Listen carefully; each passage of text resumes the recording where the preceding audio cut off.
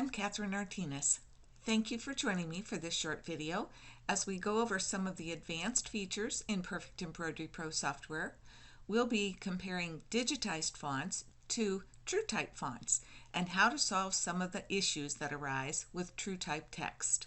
I consider this information to be for intermediate to advanced users.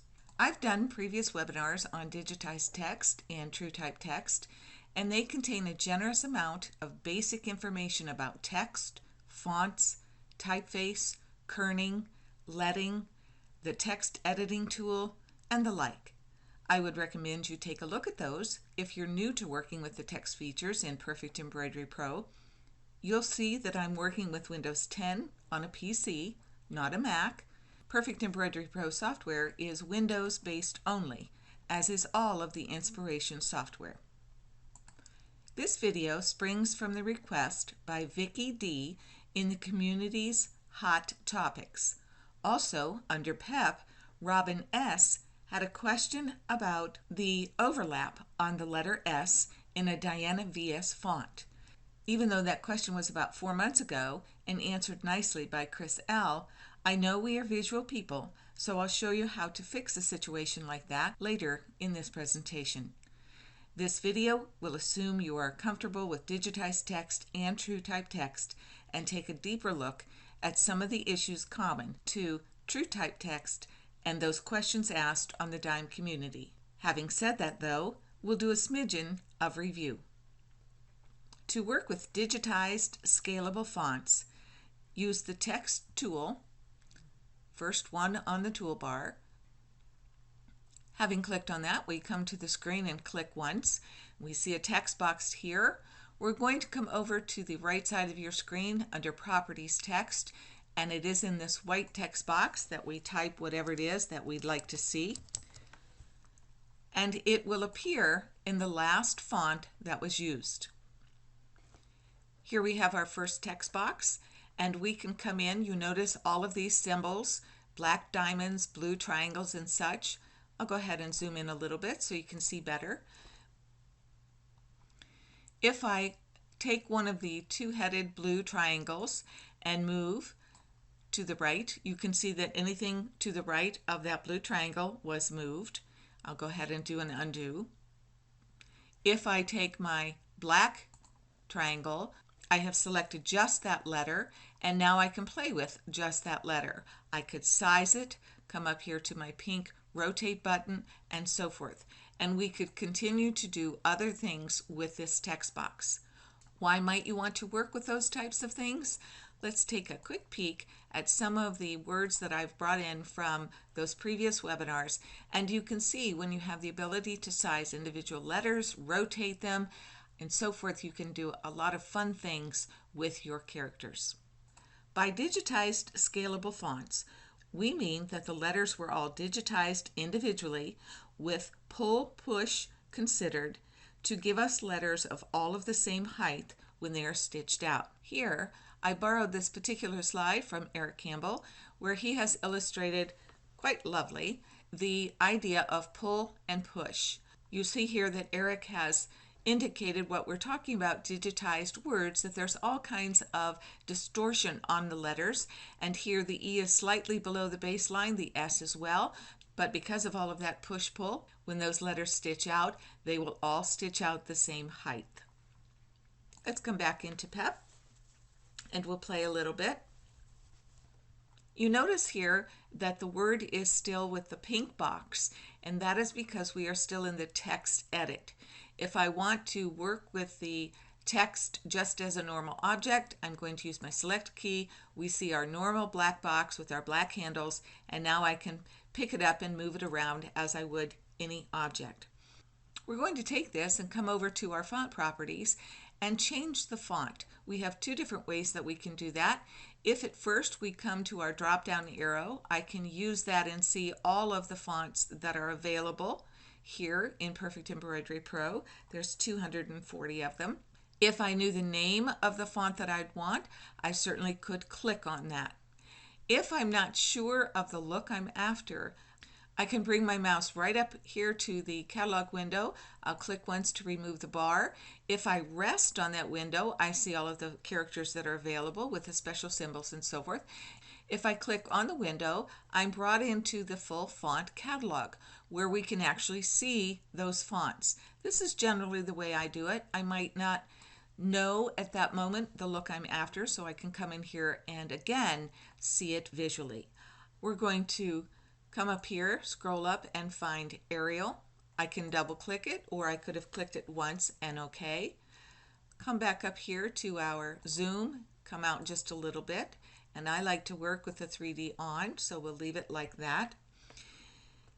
Here we are in the Arial text. I'm going to do a copy, paste, right click on red, and drag the red one down because we're going to make some comparisons between the two types of Arial font that we can use in our properties text box.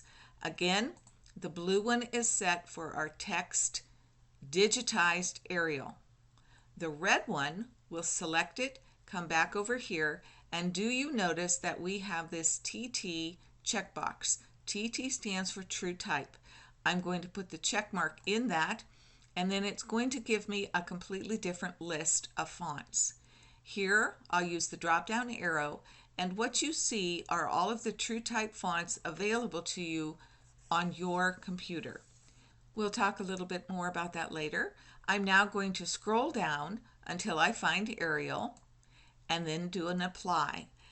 And now, if you take a look, those two words, same word, same Arial font, but they look different. Can you tell how the red Kate is thinner than the blue Kate?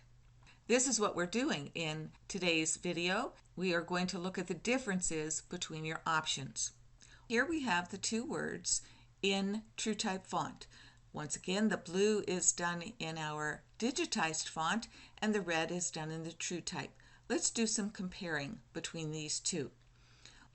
Visually, the width is different, and if we come over to sequence, we can see on the red that the stitch count is slightly less than the blue, which would make sense because of the width difference. But if we were to come up to properties and we went under our density, that would be the same, and our type certainly is still the same. If we look at underlay, the parallel and center line are chosen for the blue. If I pick the red and go back under underlay, I see the same two chosen. So the majority of the properties are the same. Let's take a moment and zoom in on these two names and talk just a moment about our underlay. It is important when we are working with text. I'm going to come over and turn off my 3D. I think you can see it easier in our comparison. All of those zigzag stitches under there and so forth, that is what you're seeing here too on the red. That is the underlay. Underlay is usually the first stitching and gives a framework for your embroidery, much like our bones do for our body. We don't see them, but they are doing a very tremendous job. It both supports the embroidery stitches and attaches the stabilizer to the fabric, which reduces our fabric shifting. I'm going to select the blue, come back under underlay, and let's take off the parallel and go ahead and apply. Do you see the difference? We no longer see that zigzag stitch. If I took off the center line as well and do apply, I have no underlay. And that is not what we want to do. But visually, I want to show you what's actually happening under there. All right, we'll play with some of the others. Let's try perpendicular, and it gives us a check mark, but when we go to apply, notice that it won't allow us to do that. That's very nice about the software. It won't let us do something that we shouldn't be doing. If we do a zigzag, we see that it is applied to our word, and we have that double zigzag, almost twice what we saw in parallel. So you could continue to come over here and play with the other types of underlay and see if they are appropriate, and also if the software will let us do that. You saw the lattice was not allowed, the full lattice not, and neither is the edge traveled. So our choices are the ones that are appropriate for these characters. Parallel center line, or we could choose to do the zigzag, which gives double the parallel. I'll go ahead and apply so that we do have some underlay. Not every area of a letter will have the same underlay, but every area should have some. I'll give you additional information about underlay in an upcoming video. We're going to back out just a bit, and maybe even a little bit more. I'll come to a 300. I will turn back on my 3D, and I'd like to give you a trick while we're talking about underlay. If you find you need more underlay than any of these options give you, specifically on a very textured fabric or high nap, here's the trick. We have our Kate chosen. It is the digitized Arial. I'm going to do a copy, paste, and I'll turn that one orange with a right click. Come up here to our order. I'm going to move it to back. So the orange is behind our blue, and it's going to act as our fuller underlay. Here's our trick. With orange selected, let's go into our Properties Fill, and we're going to change the density very high to be a 1.5. Remember, the higher the number, the less dense that is. You can see right here with this visual. Now, the orange is behind it, the blue on top. We could even choose our blue and go into our fill and decrease our density. In other words, put more threads in that same area and apply. Let's come over here to our sequence view and click on our eyeball. In other words, we're hiding the blue. Can you see now the orange at the density 1.5 gives us more underlay than did our parallel. So this might be appropriate for the project you are working with. Now here we've used different colors for the underlay and the letter, but in reality underlay should be the same color as your letter or the same color as the base fabric. It should not be seen.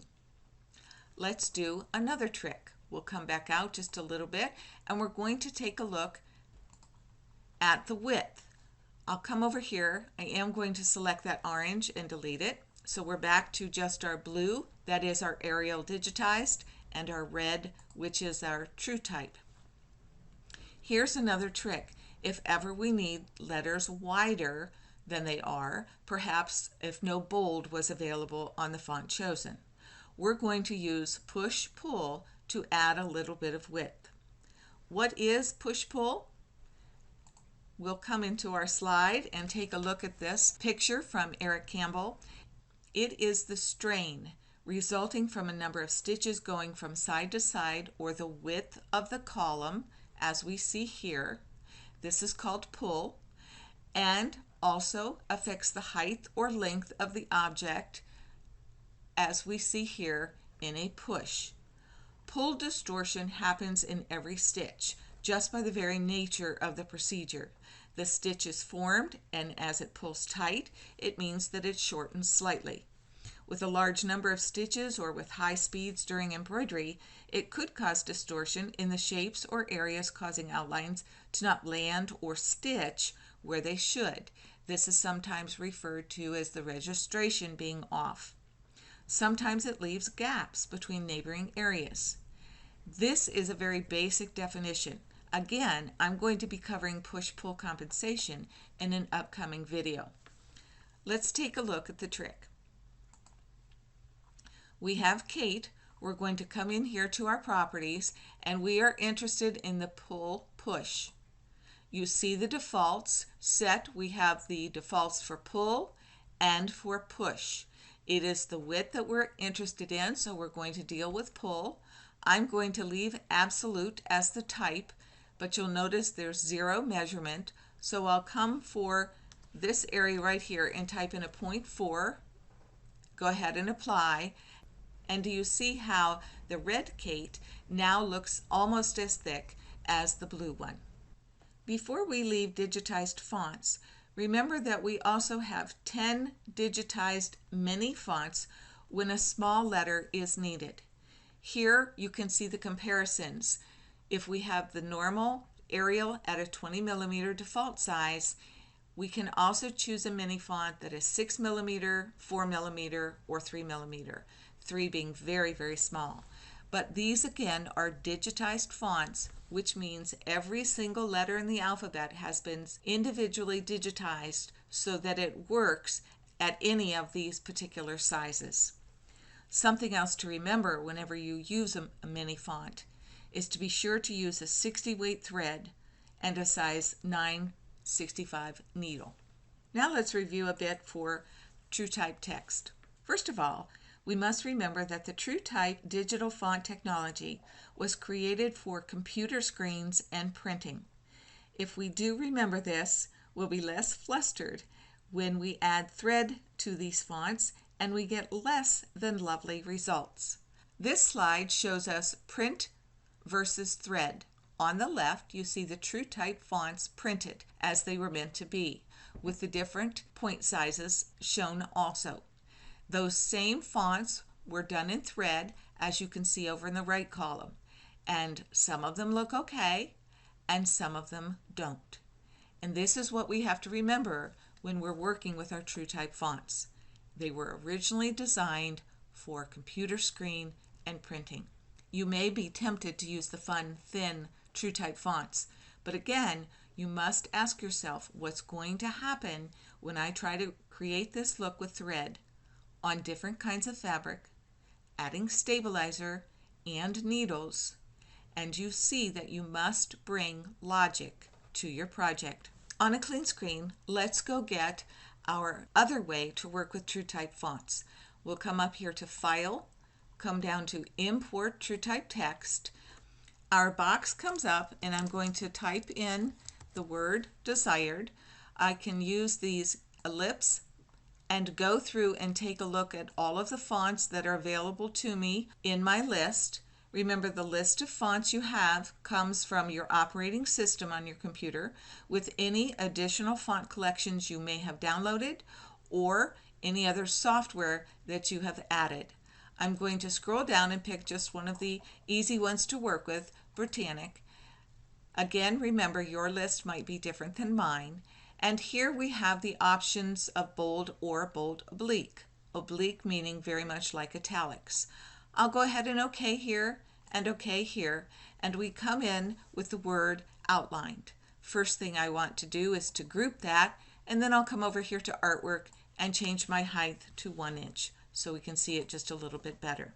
One of the main differences when using import TrueType text is the fact that this text comes in as true artwork.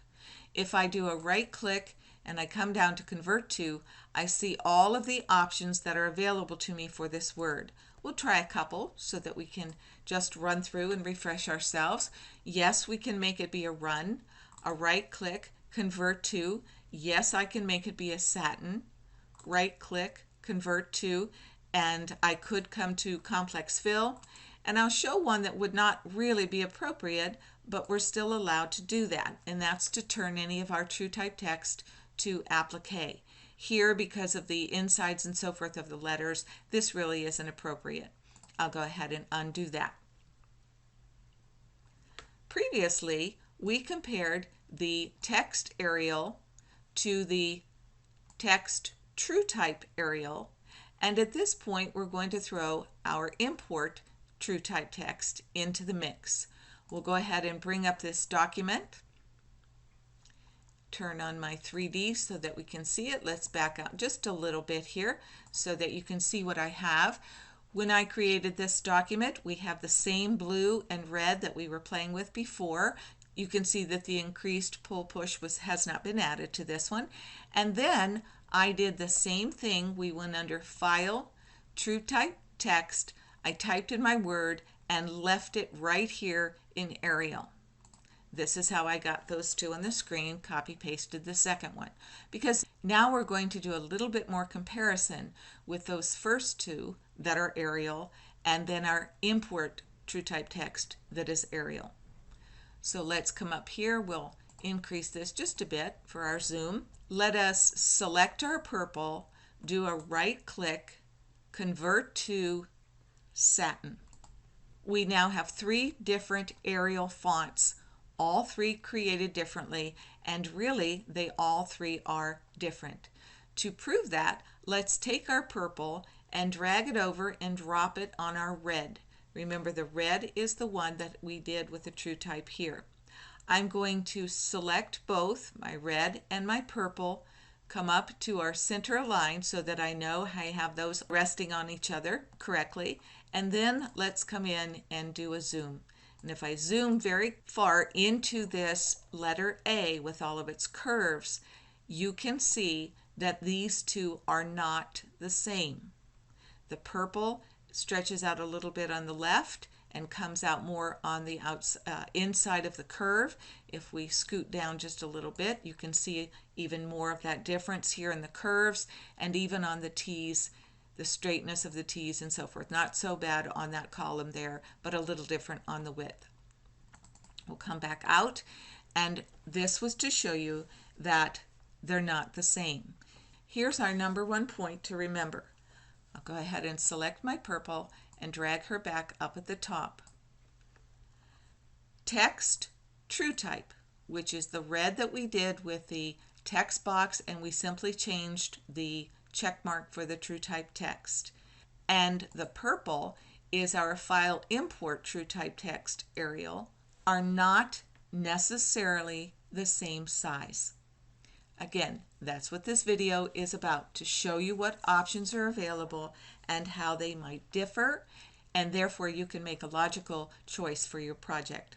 Let's try our next option that we have. So we're going to right click, convert to complex fill. You may remember that up here in our complex fill under patterns, the default is tatami. Let's do a drop down, and we have another satin. We'll apply. So technically all four of these are Arial fonts and they all have satin stitch in them, but you can see how they are different. If we just compare our purple and green, both of these done with our import TrueType text. Here our purple, we did that convert to satin, and you notice that the satin is following the shape of the letters.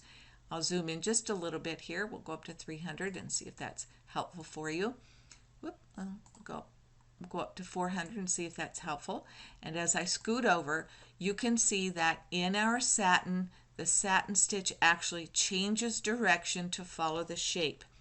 This is because satin is laid down in a columnar effect. If we take a look at complex fill satin, which is the green, you can see that in this case the green is set down with the satin stitch being a vertical stitch no matter where it is in the letter, no matter the curves of each letter or angles. Also, we have a few more jump stitches in there. Can we alter this look? Yes, we can. If we take a look at purple, and again, I'm going to zoom in a little closer. We'll choose our shape tool. As I click on the purple, I can see that with our satin stitch, it is treated like columnar, and we have many angle lines in each of the shapes. Do you see those that are yellow going from the left to right in the column? And that's what's controlling the different angle of the stitch. If we take a look at our green, remember this is our complex fill satin, and we have our shape tool selected and we click on green. The difference here is that we only have one angle. Here we have the black dot at the top and the black dot at the bottom. And this one angle line is controlling the stitch, in this case vertical. Can I take that and move it? I certainly can. Come over here to apply, but notice that I've changed all of the angle stitching in the entire letter A. If I do a right click and come down to set the angle, I only have these options to choose. If I choose 45 and apply, all the stitching in that letter has changed. So when we work with a complex fill satin, we do not have the ability to add multiple angle lines in there. If we choose the T, more of a straight letter, I'll choose it with my angle, and I can right click anywhere, set that angle, and I'll do a 135 and apply. And again, I've changed the stitch and all the lettering. That might be enough for you to change the look of your satin. You might think that that is okay, and if it is, that's fine. So our second point to remember is that satin, as in the purple, fills an area like a column and it has many angles. The green, which was a complex fill satin, has a set angle which is applied to the entire area. Something else to keep in mind when we talk about artwork, remember the purple and the green, because they came in from the import TrueType text procedure, they are considered artwork, and we can right click, look at Convert To, and see all of the options that are available to us with True Artwork. If we come over and click the red, back into our property screen where we have the TrueType checkmarked and satin is chosen, I can click on that and choose artwork and apply. It changes to filled artwork, but if we do a right click, Convert To, you see that we have limited options in this artwork that is under our text tool. Again, remember, we're looking at the options that Perfect Embroidery Pro gives us. Again, as a review, all 4 of these are our Arial font. Purple and green were done with a file import TrueType text. The blue and the red came off of our text tool, the blue being the digitized Arial and the red being our TrueType that we can access through our properties box. It may seem that you would always want the satin choice applied, but let's take a look at this next example. Scripts are very popular, and the one that people like a lot is our Edwardian script, but sometimes this gives us a little bit of issue. You can see in this file that I've already created, on the left side, this is our text tool with our TrueType chosen and Edwardian script. Again, just as a review, take a look over here. I'm in my properties text, and here I have the check mark in TrueType, and we have chosen the Edwardian script. Applied, you see that it is less than lovely. We have some satin stitches filled in the entire letter. If we come over and take a look at our red group, this was created with our file, import TrueType text, and then I've just typed a few of the letters so that I could compare, and I went in and got our Edwardian script in the list. Okay, and that's how I did it here. We'll go ahead and cancel since I already have it on the screen. And what I've done is to copy and paste that first box twice so that we can play with the options that we have. Let's choose our green group, do a right click, Convert To Satin. It's going to take just a moment here to render. And when it does, some of the letters are quite lovely and some have been ignored. And what's interesting, if we come over here to our sequence view and expand the green, you will see the letters that it did not convert are still considered artwork. We'll come back to those. We'll choose our purple and do our other option, right click, Convert To Complex Fill. We'll leave it at the tatami for right now, and you see that all of the letters have come in, so none of them gave us any difficulty.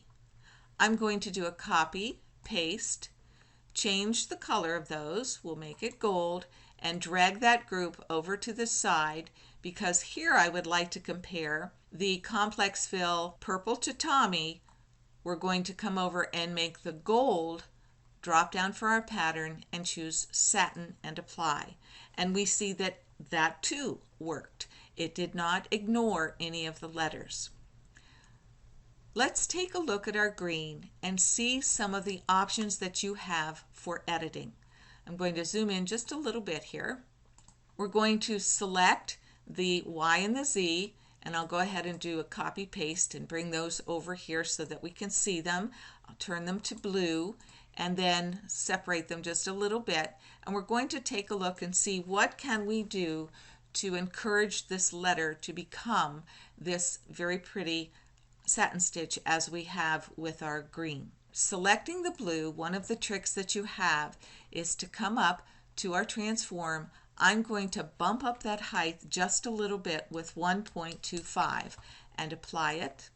Then I'll go ahead and do a right click, convert to satin. Takes just a moment, but you can see by bumping it up just a little bit, it indeed filled in with a very pretty satin.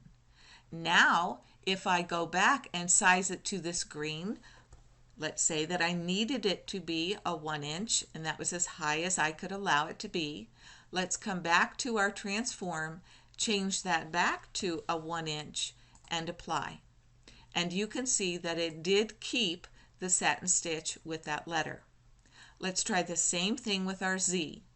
Select, change the height to a 1.25, apply, right click, convert to satin, and we wait, and it did not work. So I'll just go use that trick again and bump it up maybe to a 1.5. Apply, right click, convert to satin, and you can see at that height it did apply the satin stitch. Once again though, I can't use it at 1.5.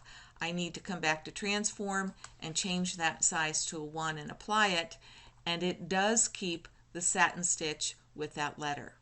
So that's one of your tricks that you can use, is to try to size the letter larger and see if it will then accept the satin stitch. It might not work on all the different fonts, but it's certainly a trick worth trying. Here's our next point. Sometimes we have to play with all of our options to get the desired look. Still working with this Edwardian script because it happens to be one of those scripts that people have difficulty with, but they like it because it's so pretty and fancy. So let's take another look at it. I have a document created for us, so we can just move on. Once again, the word house brought to us by the import TrueType text, and it is also in Edwardian script. I have copy pasted it so that we can play with both of them. We'll go ahead and select our blue, right click, convert to satin. All of the letters converted. However, if we take a closer look at this U and this S, it's not quite the look that we are after. Right, we'll go ahead and back out. Here, let's select our red word, come into our transform. I'm going to change the width just a little bit bigger to the 3.5 and apply. Now I'll go ahead and do right click, convert to satin. And that seems to have fixed the problem with the letter S, but not with the letter U. We'll come in on that and get a closer look and see what can we do to fix that issue. Once again, I'm going to come over to my shape tool and select our red U. Can you tell that it has given us a split line, the blue line that's right here from top to bottom, and that looks like the issue that is happening with this letter. Let's do a right click and ask it to delete that split line. Come over and do apply, and you see that that is what was needed to get rid of that situation on the letter U. Now again, we made this word a little larger. So what do we do if we can't go larger and we have to fix based on the size that we have? Let's come into our word house. I'll scroll, get the screen so you can see what we're doing here. Once again, I'm going to go into my shape tool. We'll do the same for our letter U that we just did. Here is the split line. Right click, delete that split line and apply, and we have fixed the letter U. But now we have to fix this letter S. And I'm going to zoom in even more so that you can see what we're doing here. This is the issue right here. The stitches have gone across this open area, and then it starts to turn to make the angle on that letter. We have a couple of things that we want to do here. First of all, we're going to deal with the split. See how the split goes from this point all the way over to this point. And that's not logical. That's not where we want this letter to split. So we're going to grab that green bar, drag it up just a little bit, and then I'll try to separate both of these two. It looks like I have it. And I'm simply dragging over so that that split line is across this narrow column. The other thing I'm going to do is pick up the other dot of this yellow bar and drag it over and drop it. That is an angle line. So our blue lines are split, the yellow are angle.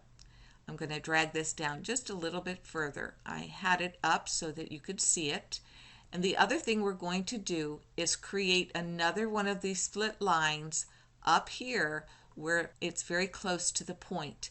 Where that pink is, we're trying to make that its own column. So I'll come up here, right click. This time I want to add a split line. Click on one side, drag over and release, and you see that I have the split here and down here. The other things that are not really working for us are these yellow angle lines. We'll click and drag that one so that it is just across this column.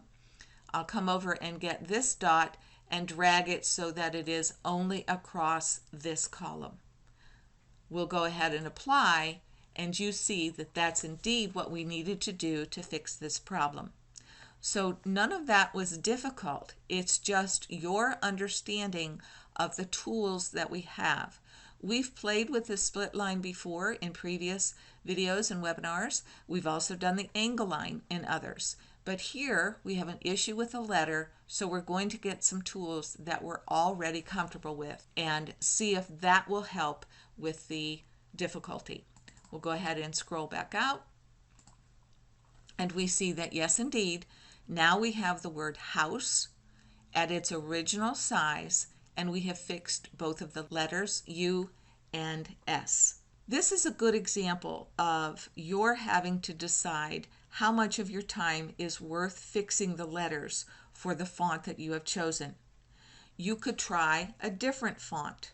If we came back to our Edwardian script and I selected the blue grouping, instead of using a TrueType Edwardian script, let's remove that TrueType, click on our catalog window, and I'm going to go down to that Diana VS font, a double click, and it applies, and you can see that it is a very lovely script.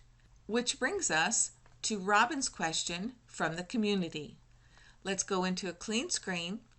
She had her question about the capital letter S.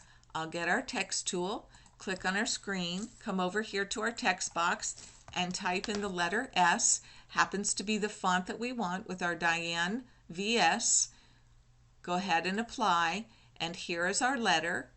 With it selected, I'm going to turn on our 3D, and let's zoom in quite a bit so that you can see her issue was that she didn't like the way it caused a blob, which is her word, at the crossover right in here.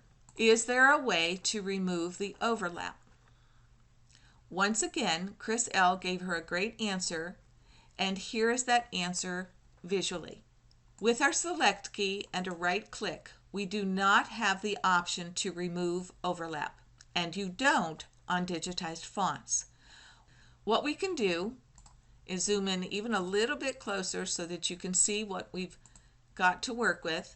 I'm going to come down and turn off the 3D so that we see the individual stitches, and now we'll come down to our fourth button, which is our stitch tool, and make that selection. As I come over to my stitches, if I rest anywhere on that thread, I then see my stitch points.